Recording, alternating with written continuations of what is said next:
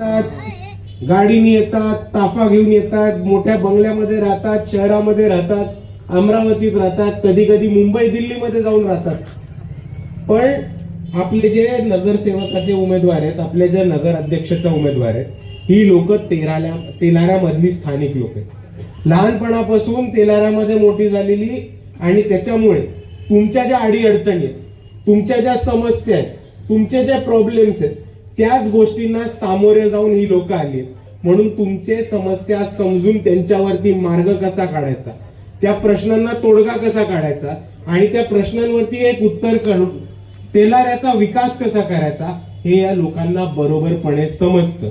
आणि म्हणून मी तुम्हाला एवढीच विनंती करतो की ज्या लोकांनी आपल्या तकलीफ ही समजली, ज्या लोकांनी आपली समस्या जाणून घेतली, आणि ज्या लोकांनी आपल्या समस्याला सामोऱ्या गेले, त्याच लोकांना कळतं की आपल्या लोकांच्या बरोबर उभं कसं राहायचं. त्याच लोकांना कळतं की आपल्या लोकांच्या खांद्याला खांदा लावून कसं उभं राहायचं. आणि ह्याच लोकांना कळतं की आपल्या लोकांचे प्रश्न कसे सोडवून द्यायचे. आणि म्हणून मी आपल्या सर्वांना विनंती करतो की या तेलाऱ्याच्या निवडणुकीमध्ये आपलं मत अजून कुठेही न ठेवता आपलं मत हे विकासाच्या मागे उभं करा, आणि आपलं मत हे वंचित बहुजन आघाडीच्या उमेदवारांच्या मागे ठेवून वंचित बहुजन आघाडीचा झेंडा हा आपण तेलाऱ्यामध्ये एकदा फडकूया, अशी मी सर्वांना कळकळीची विनंती. आणि मुद्द्यांबद्दल बोलायला गेलो, प्रश्नांबद्दल बोलायचं झालं तर असे खूप सारे प्रश्न आहेत ज्याच्यावरती आपल्याला आपल्याच तेलारा शहरामध्ये काम करता येतं. आपण जर तेलाराचा मेन रोड बघितला तर या तेलाऱ्याच्या मेन रोडची अवस्था खूप वाईट आहे, आणि तसेच तेलारा शहराच्या आतमधल्या रस्त्यांची सुद्धा परिस्थिती खूप वाईट आहे.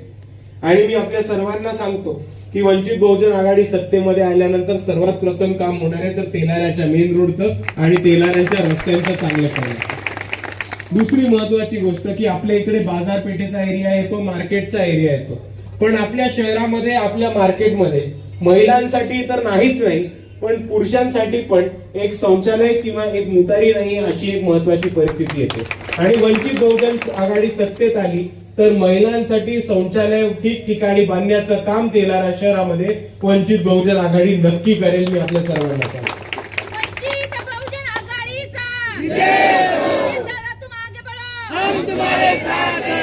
त्याचबरोबर एक महत्वाची गोष्ट समोर येते, ती म्हणजे आज आपल्या इथे एक चांगलं कॉलेज, इंजिनिअरिंगचं कॉलेज किंवा इतर स्पेशालिटी असलेलं कॉलेज नाही. इकडच्या आमदारांनी आणि खासदारांनी कोणत्याही कॉलेज किंवा युनिव्हर्सिटी ही आपल्या तालुक्यामध्ये येऊ नाही दिली, आपल्या शहरामध्ये येऊ नाही दिली.